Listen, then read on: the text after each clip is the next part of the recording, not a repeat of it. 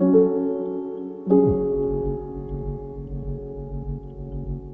bro, sekarang kita lagi mengunjungi salah satu warga di wilayah Banjar Korot. Bagaimana ini pengaruhnya wabah corona atau COVID-19 dan kebijakan pemerintah terhadap masyarakat yang tidak mampu. Selamat siang Pak. Siang,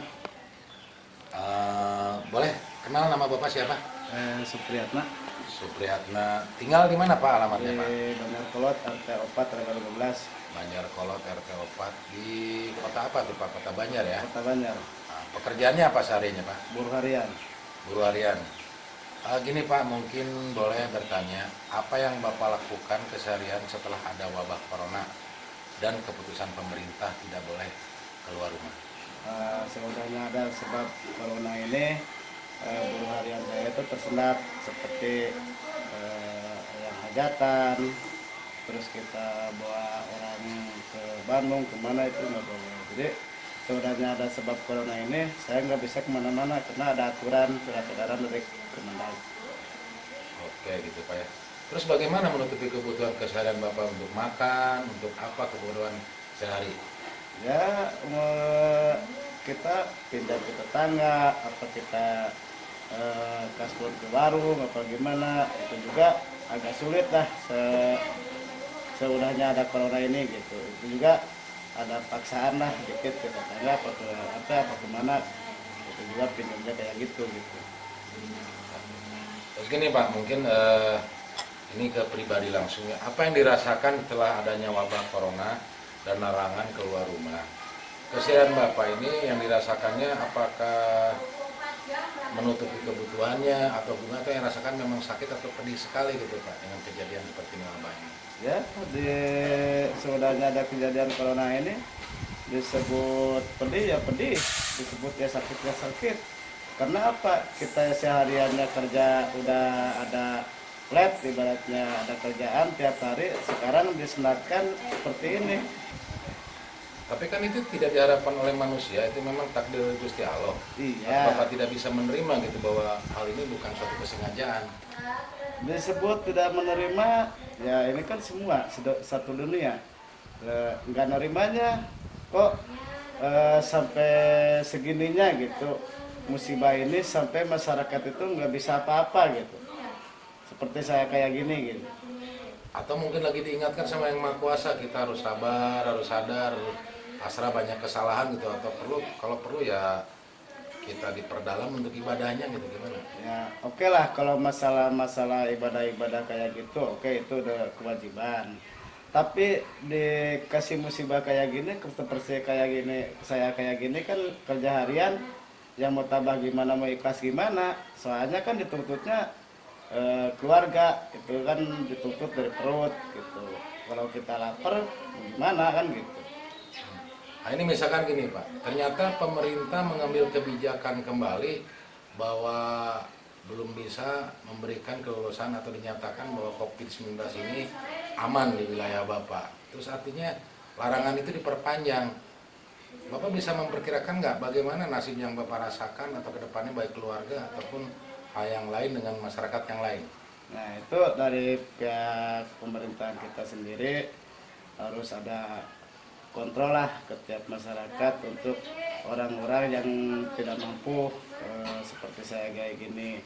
Gimana perhatian dari pihak pemerintah itu ke masyarakat kecil seperti saya gini gitu, apa dari subsidi sembako, apa subsidi apa. Nah itu perhatian dari pemerintah. Soalnya ini surat edaran ini bukan dari pemerintahan Kota Banjar aja, ini semua. Cuma kan yang dirasakan dari masyarakat saya gini, yang kecil kayak gini kan bingung jadinya. Mau minta ke siapa, mau ini ke siapa kan. Jadi sana sini menurut kena maju kena gitu. Itu kalau misalkan diperpanjang, apa yang misalkan 2 minggu ke depan diperpanjang lagi bahwa tidak boleh keluar, tidak boleh aktivitas, mungkin apa prediksi Bapak yang dirasakan terhadap diri Bapak dan keluarga? Mungkin apa kejadiannya gitu? Ya mungkin nggak tahu kejadiannya, entah itu berantakan dari rumah tangga, apa kita pasrah aja apa gimana, tapi disebut pasrah kita juga kan mau berusaha kemana lagi kita Atau kelaparan gitu Pak ya mungkin. iya mungkin kelaparan lah gitu. Tapi hal-hal yang lain misalkan ya tadi mungkin keselanjutannya dengan diperpanjang aja beberapa minggu, berarti dampak yang Bapak rasakan bisa saja tidak makan atau kelaparan karena tidak ada pendapatan gitu ya. Iya.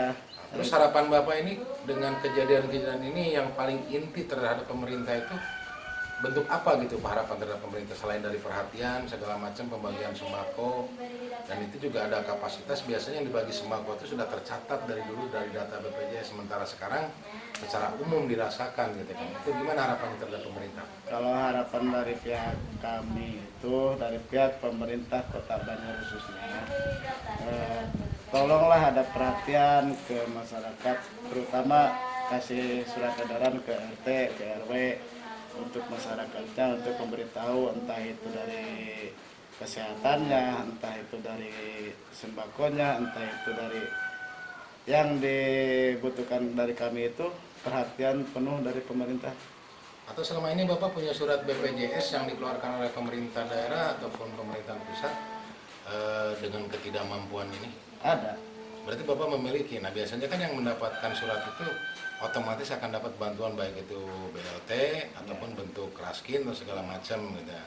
Nah mungkin kalau boleh tanya ke lebih pribadi Pak, apakah Bapak rumahnya pribadi atau gimana Pak? Kalau masalah rumah saya rumah ngontrak. Oh masih ngontrak Iya. ya? Anak berapa Pak? Anak 3. Anak 3. Ada yang sekolah atau kerja atau gimana? Masih Sekolah yang gede kelas 1, yang kedua baru PAUD, yang satu lagi yang udah nikah. berarti masih berat ya bebannya ya? Iya. Tapi yang udah nikah bisa bantu-bantu gitu Pak ke Bapak? Ya namanya anak ke orang tua bantu-bantu yang nggak sepenuhnya kayak orang tua ke anak lah gitu. Oh iya betul Pak ya, karena memang anak itu juga nggak bisa membantu fokus beban orang tua sementara masih punya anak yang kecil Pak ya. Iya, iya. Berarti berat Pak ya dirasakan dengan kejadian adanya wabah corona ini, sangat-sangat betul-betul prihatin, dan apa dirasakan mungkin saja bisa di beberapa daerah dampak kelaparan gitu ya. Ya. Oke Pak, untuk sementara saya cukupkan, terima kasih. Boleh nggak Pak nanti kalau saya upload ini di YouTube atau gimana? Minta izin. Saya justru berterima kasih kalau seandainya masalah ini diupload sampai ke pemerintahan kota, saya terima kasih banget. Silakan aja, lanjut. Oke, terima kasih Pak. Inilah satu kita tanya jawab dengan masyarakat yang nasibnya kurang bagus dan tidak mampu karena dia sebagai pekerja harian yang bisa menghidupi keluarganya itu ya kalau bekerja pada satu hari itu. Dan apabila tidak bekerja seperti sekarang yang dirasakannya begitu sulit dan begitu menderita. Ini prediksi, ini bisa saja terjadi dampak yang sangat luar biasa terhadap masyarakat yang rata-rata batas kemampuannya atau memang penghasilannya itu pas-pasan.